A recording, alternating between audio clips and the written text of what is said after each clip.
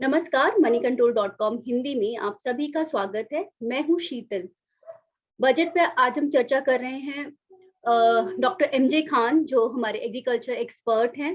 वैसे भी जब बजट में सरकार ने बहुत सारी घोषणाएं की हैं खासकर किसानों को लेकर। इसके बारे में हमसे बात करने के लिए एमजे खान जी आपका बहुत-बहुत स्वागत है। सर मेरा पहला सवाल आपसे यही है कि बजट को लेकर पहला रिएक्शन क्या है? क्योंकि बहुत सारी घोषणाएं सरकार ने एग्रीकल्चर सेक्टर के लिए की है इस बार। पहला रिएक्शन आपका?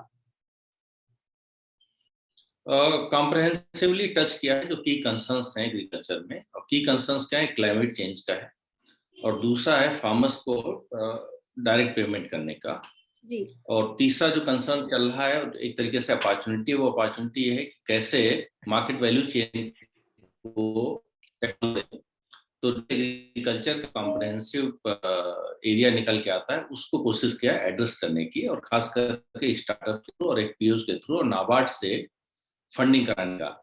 जी। तो ये ड्रोन का चाहे बढ़ावा देने का हो या वैल्यू चेन कोई strength है, तो मुझे एक्सेप्ट एक एरिया के जो न्यूट्रिशन सिक्योरिटी का एरिया है जिसपे ये बजट साइलेंट है, अदरवाइज कॉम्प्रहेंसिवली जो अपॉर्चुनिटी एरिया है उनको एड्रेस करने की कोशिश कर, और जो कंसर्न्स है उनको भी। सर जैसे बहुत समय से कहा जा रहा था कि किसानों की आय बढ़ाने बढ़ाने को लेकर सरकार मतलब कुछ ऐलान करे और कहा हम लोग पिछले खबरों में पढ़ते भी आ रहे हैं कि उनकी जो टारगेट्स है वो उतने अचीव नहीं हुए हैं। इस बारे में आप क्या कहेंगे?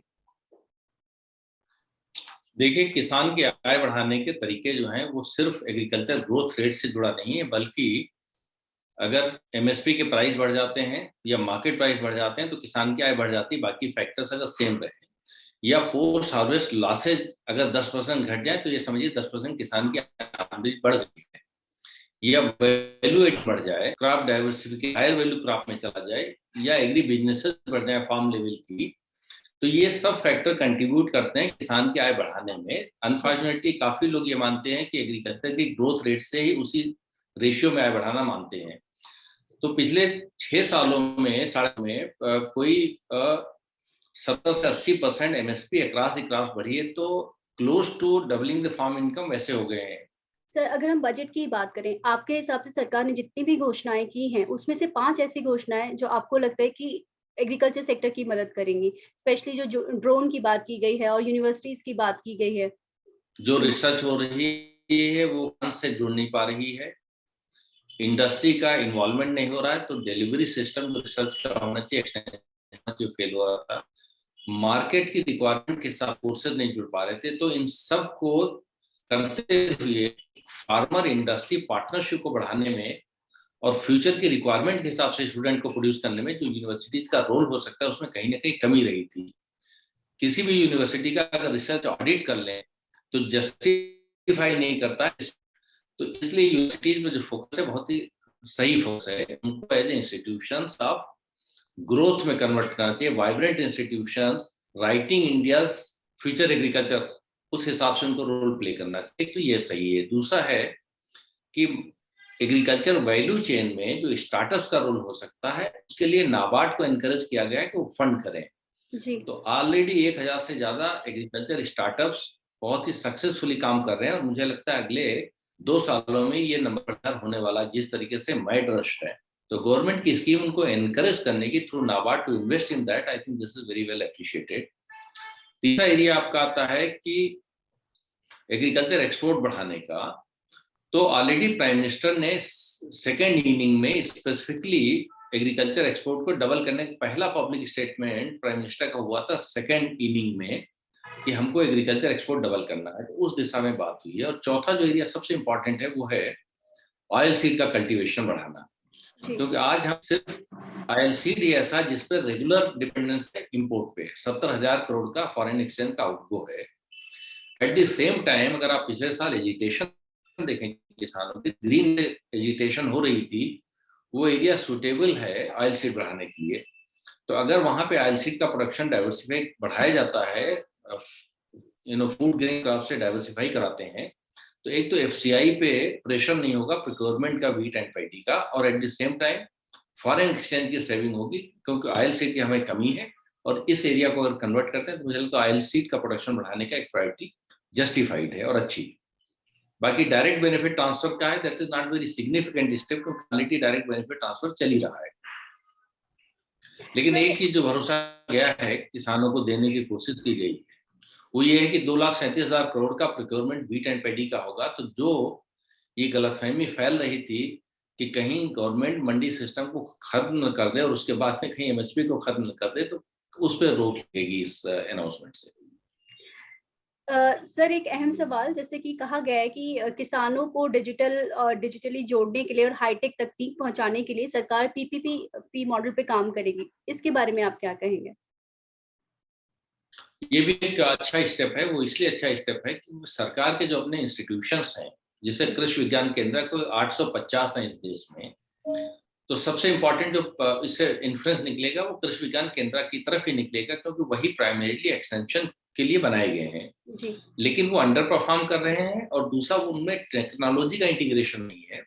तो प्राइवेट सेक्टर टेक्नोलॉजी लेके आएगा और इनका इंस्टीट्यूशनल इंफ्रास्ट्रक्चर को जब लिवरेज करेगा, तब पब्लिक प्राइवेट पार्टनरशिप में 1+1 11 हो जाएंगे 2 के बजाय।